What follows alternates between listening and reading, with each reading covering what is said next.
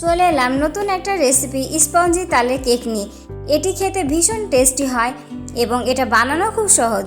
এটা এতটাই টেস্টি হয় যে বাড়ির সবাই একবার খেলে বারবার আপনাকে বানানোর জন্য রিকোয়েস্ট করবে। দেখতে পাচ্ছেন ভিউয়ার্স, কেকটা কতটা স্পঞ্জি হয়েছে। চলুন তাহলে দেখা যাক। এখানে দুটো ডিম নিয়ে নিয়েছি। এবার ডিমটাকে একটা ব্লেন্ডারের সাহায্যে খুব ভালোভাবে ব্লেন্ড করে নিতে হবে। যতক্ষণ না পর্যন্ত একটা ফোম আকারে তৈরি হচ্ছে ততক্ষণ পর্যন্ত আমাদেরকে ব্লেন্ড করে নিতে হবে। দেখতে পাচ্ছেন ভিউয়ার্স, আস্তে আস্তে ডিমের কালারটা চেঞ্জ হয়ে আসছে। যখন এটা একটা ফোম আকারে তৈরি হয়ে যাবে তখন আমরা এখানে 2 কাপ চিনি অ্যাড করে দেব এবং খুব ভালোভাবে ব্লেন্ডারের সাহায্যে এটাকে ব্লেন্ড করে নিতে হবে।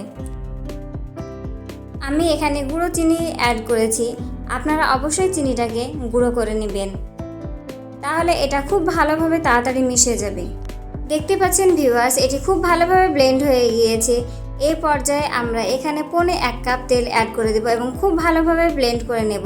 খুব ভালোভাবে ব্লেন্ড হয়ে গেলে এখানে আমরা 1 কাপ তালের রস অ্যাড করে দেব এবং খুব ভালোভাবে ব্লেন্ড করে নেব।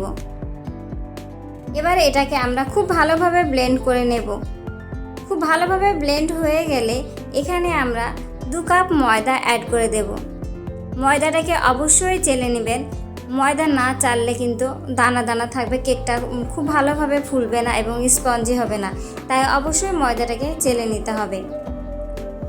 এরপর অ্যাড করে দেব 1 চিমটে baking soda, 1/3 spoon baking powder. এবার এগুলো খুব ভালোভাবে ব্লেন্ড করে নিতে হবে।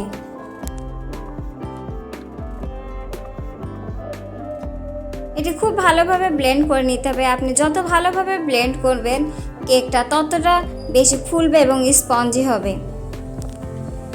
দেখতে পাচ্ছেন ভিউয়ার্স, এটা কালার আস্তে আস্তে চেঞ্জ হয়ে গেছে। এই পর্যায়ে গুঁড়ো দুধ অ্যাড করব।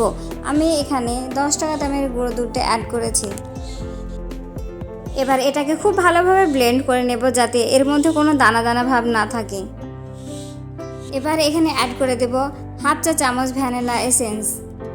আপনাদের কাছে ভ্যানিলা এসেন্স না থাকলে লেবুর রস কিংবা গরম মশলা এখানে অ্যাড করতে পারেন। ব্যাটারটা আমাদের রেডি হয়ে গিয়েছে। ব্যাটারটা এমন হবে না পাতলা না শক্ত। আমি এখানে একটা পেপার নিয়ে নিয়েছি। পেপারটাকে এবার ফোল্ড করব, করে এবার সার্কেল আকারে এটা আমরা কেটে নেব। আপনাদের কাছে যদি বাটার পেপার থাকে তাহলে অবশ্যই বাটার পেপারটা আপনারা ব্যবহার করবেন, আর যদি না থাকে তাহলে আপনার ঘরে থাকা যে কোনো পেপার সার্কেল আকারে কেটে আপনারা এটা ইউজ করতে পারেন। আমি এখানে একটা প্রেসার কুকার নিয়ে নিয়েছি। প্রেসার কুকারের মধ্যে সামান্য তেল দিয়ে দিয়েছি এবং তেলটাকে খুব ভালোভাবে চারিদিকে হাত দিয়ে মাখিয়ে নিয়েছি। এবার প্রেসার কুকারের মধ্যে পেপারটা খুব ভালোভাবে সেট করে দেব এবং তেলটা খুব ভালোভাবে মাখিয়ে নেব। পেপারটি খুব ভালোভাবে সেট হয়ে গেছে। এই পর্যায়ে আমরা একটু উঁচু থেকে ব্যাটারটি ঢেলে দেব যাতে কোনো রকম ব্যাটারের মধ্যে বাতাস না থাকে, তাহলে কেকটা খুব ভালো হবে না। আর লক্ষ্য রাখবেন ব্যাটারটা ঢালার সময় যেন তারের মতো হয়ে পড়ে। যদি কেটে কেটে যায় তাহলে জানবেন ব্যাটারটি আপনার পারফেক্ট হয়নি। এবার কুকারটাকে ট্যাপ ট্যাপ করে নেব যাতে কোনো রকম ভেতরে বাতাস না থাকে, যদি থাকে তাহলে সেটা বেরিয়ে যাবে। এবার কুকারের মুখটা বন্ধ করে দেব এবং সিটিটা খুলে নেব। তারপর উনুনে বসিয়ে দেব। উনুনের ফ্লেমটা একদম লোয়েস্টে রেখে 40 থেকে 45 মিনিট আমরা রেখে দেব। 45 মিনিট পর ফিরে এলাম। এবার একটা কাঠি বা ছুরি দিয়ে আমরা চেক করে নেব কেকটা পারফেক্ট হয়েছে কিনা। যদি ছুরির গায়ে লেগে থাকে বা কাঠির গায়ে লেগে থাকে তাহলে কেকটা পারফেক্ট হয়নি, তাহলে আরও কিছুক্ষণ উনুনে রেখে দিতে হবে।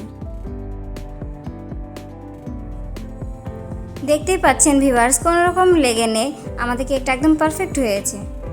ভিডিওটি যদি আপনাদের কোনো উপকারে আসে তাহলে অবশ্যই একটি লাইক এবং সাবস্ক্রাইব করে দিবেন এবং সঙ্গে থাকা বেল আইকনটিও ক্লিক করে রাখবেন যাতে পরবর্তী ভিডিও আপলোড করার সঙ্গে সঙ্গে আপনাদের কাছে নোটিফিকেশন চলে যায়।